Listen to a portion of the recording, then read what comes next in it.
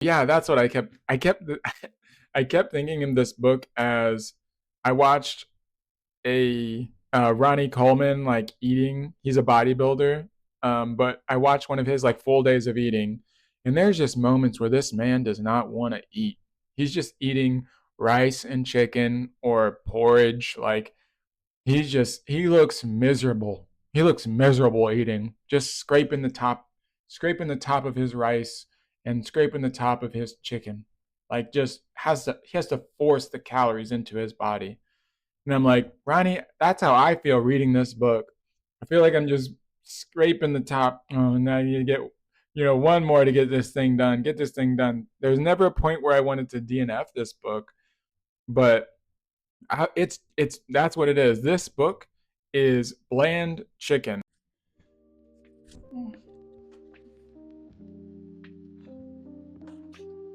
Hi. I just wanted to give you a. Oh, my name is Wiley. I wanted to give you a quick review of Malice by John Gwynne. Woo, Malice, baby! Spoilers. Yeah, if you don't want to know anything about this book and you heard it was good, I would recommend trying it. But I'm not going to pick up the rest of the series, so you won't hurt my feelings if you don't read it. The Spirit of Being Kind. The first portion of this video was recorded about 4 days ago. That was when I was fresh off of reading it. Obviously, I was just spewing nonsense. I called the book Bland Porridge, which is not a great way to describe someone's art. I've been reading a book called The Artist's Way. I want to have more respect for John Gwynne's time because he did put blood, sweat, and tears. This is his brainchild. This was his idea that he brought into the world. And I can be more tactful. So I wanted to re-record this video. I'll just start with plot. Plot is pretty rudimentary. Sorry. It is as it's advertised. Even if you look on like non-spoiler reviews, everyone will say the plot isn't the reason that you get into this book, because it's just a standard good versus evil tale, and a chosen one. So you're pretty early on, you're privy to who the chosen one is. So there's no mystery or intrigue about that. In this book, there's 6 character POVs. I didn't feel connected to any single one of them. If I had to pick one out, it would be Corbin. The only reason I would pick him out is because I understand being a child who doesn't have the means to defend themselves quite yet, but growing up and growing into. Other than that, the other 5 character POVs were extremely bland. I'm so not attached to any of the POVs that I'm not reading the rest of the series. There's not one single character in here that I want to know what happens, and some of them have fallen off towers, and I'm like, it's ambiguous if they die or not, and I'm like, I don't care. The characters didn't bring me in, the world didn't bring me in. I thought there was going to be some cool world building stuff that happened, but it didn't happen at all, and I think that took me out of the story too. For instance, Castell is one of our POVs. He's at the very beginning of the book, he's helping deliver contents from one city to the other, and in the meantime, while they're on this journey to deliver the contents from one city to the other, the idea of the Gudrai is brought up, and the Gudrai is essentially a specialized fighting force that fights only giants.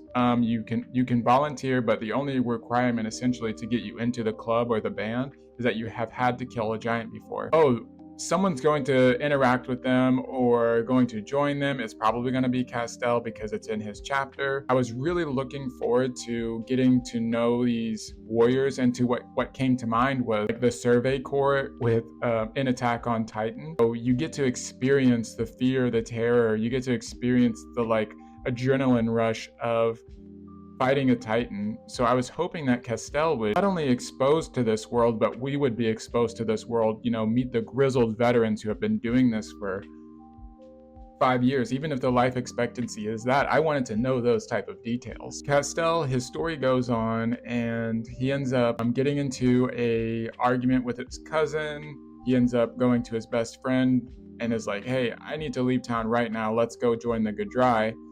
And the next time we pick up with Castell, he's already a part of the band. He's already has a mission, and he's already been like initiated.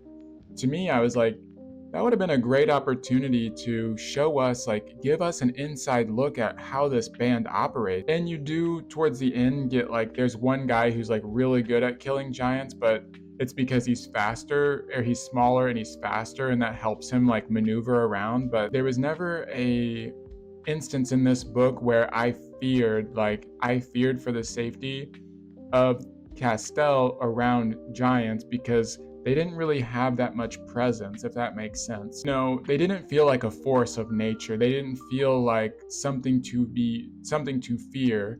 And I think that again took me out of this story. They're not the main villain, don't get me wrong in saying that the whole book is about fighting giants. This is just one part of the book that I was hoping would be better. The action itself did not pull me into this book or make me feel anything.